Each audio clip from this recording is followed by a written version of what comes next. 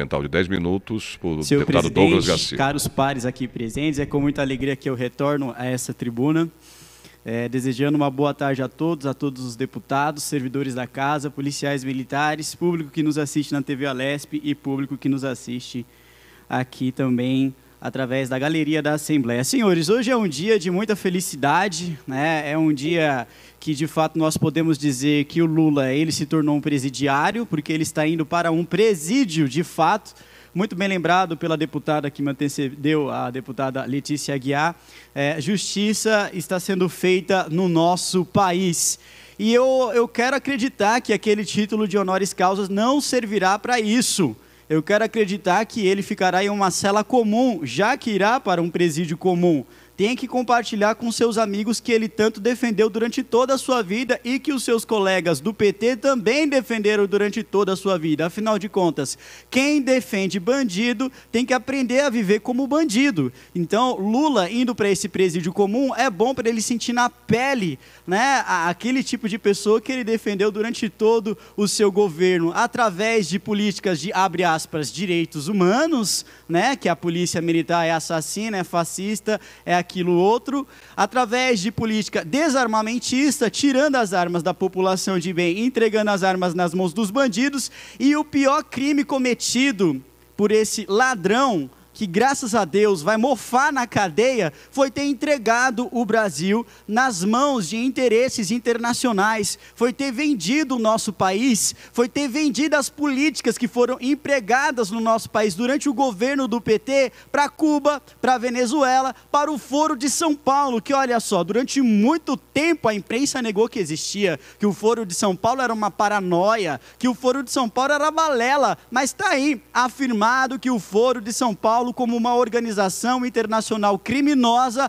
atuando em partidos políticos de esquerda no nosso Brasil, neles incluído o PT, PCdoB e muitos outros partidos de esquerda. Portanto, esses partidos cometeram crime perante a lei brasileira e merecem ser extintos, merecem ser caçados. Cada um daqueles que participaram do Foro de São Paulo precisam ser caçados e ter os seus partidos extintos. Lula cometeu o maior crime contra a população por ter submetido o nosso país aos interesses de ditaduras comunistas, socialistas, e ele deve sim pagar por isso. Ora, vejam só, a deputada sobe aqui e diz que ele tirou milhões. De fato, Lula tirou milhões da pobreza, tirou milhões dos pobres e colocou no próprio bolso. Tirou milhões daqueles que realmente necessitam para enriquecer às custas desse povo que infelizmente ainda vai às ruas, pouca parcela, graças a Deus, vai às ruas para dizer Lula livre. Cegos, bucha de canhão, pessoas que infelizmente não conhecem a realidade. E ainda vem dizer, é porque foi a reforma da Previdência do Bolsonaro não gerou nenhum emprego. A reforma da Previdência nem passou no Congresso Nacional. Como é que pode gerar emprego, pelo amor de Deus, deputada? Preste atenção no que a senhora está falando. Porque o Lula trouxe não sei quantas de benesses para o nosso Brasil. Bolsonaro pegou a presidência da República nesse país sendo um verdadeiro caos. O país está um verdadeiro caos e não é culpa do presidente Bolsonaro. O país está assim graças ao Lula, graças a Dilma, graças à galera do PT que durante muito tempo ficou no poder e destruiu o nosso país, que roubou, que trouxe do mal e do pior, que desarmou a população, que resolveu descer goela abaixo da população brasileira e também nas nossas escolas ideologias nojentas, a exemplo da ideologia de gênero, e quer dizer que tudo isso foi culpa do Bolsonaro? Pelo amor de Deus, raciocínio mínimo. O Brasil está quebrado graças ao Partido dos Trabalhadores. A educação do nosso país está um caos graças ao Partido dos Trabalhadores. Não só graças ao PT, como muitos outros partidos de esquerda também. Porque nós precisamos lutar pela liberdade de cátedra, porque os nossos coordenadores pedagógicos estão sendo perseguidos.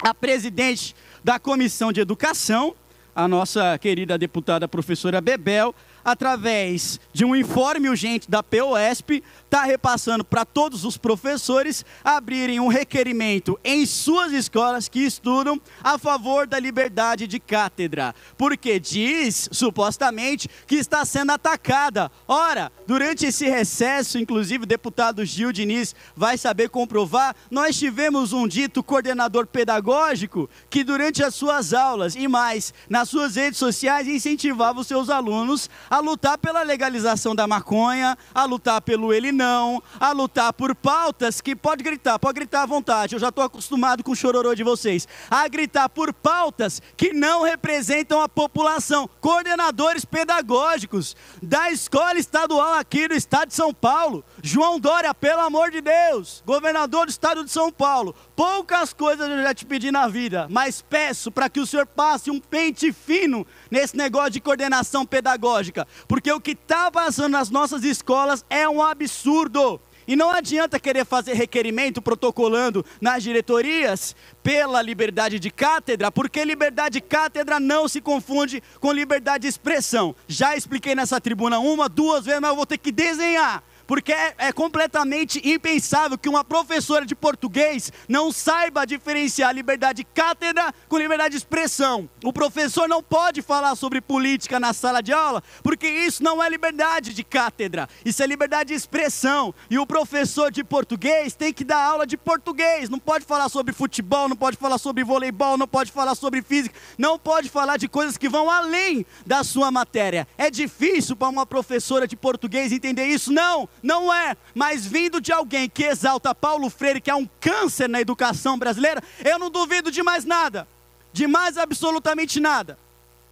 Então, antes de subir a essa tribuna para esbravejar contra o governo Bolsonaro, pensemos, raciocinemos.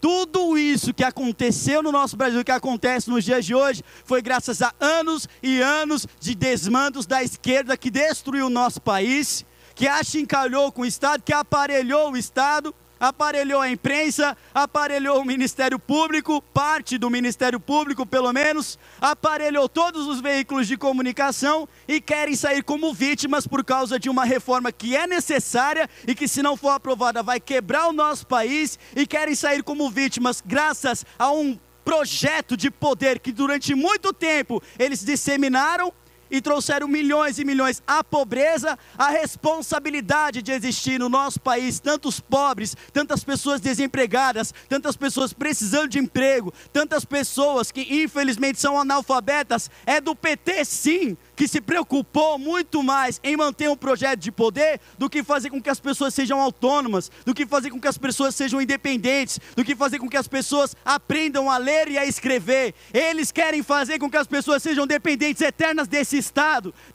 ineficiente, desse Estado corrupto, desse Estado ladrão, que por muito tempo foi sim aparelhado ao PT, mas agora que perderam a boquinha, estão aí fazendo escândalo, gritando, dizendo que é o ataque aos direitos dos trabalhadores, das trabalhadoras. Ora, antes dos direitos vem os deveres, e o trabalho, ele não é um direito, trabalho é um dever. Todo cidadão trabalhador entende que o trabalho é um dever, e ele sim vem para conseguir fazer com que o nosso presidente Jair Bolsonaro, além de aprovar reformas como a reforma da Previdência, venha também aprovar o pacote anticrime, venha também aprovar muitas outras coisas que são de interesses da população e dos trabalhadores que de fato trabalham e não disseminam inverdades e não disseminam mentiras. Lula vem agora para Tremembé, a gente sabe que o chororô vai ser muito maior, porque nós estamos falando do estado de São Paulo, nós estamos falando de pessoas que infelizmente utilizam do dinheiro público para poder fazer caravana, utilizam sim, porque isso foi provado e comprovado. Estamos falando de pessoas que não pensariam duas vezes antes de ficar na porta da cela chorando por um bandido. Então, senhores, se preparem, porque o show vai ser gigantesco. Mas show é o que esse pessoal mais sabe fazer, então isso não me surpreende. Muito obrigado, senhor presidente.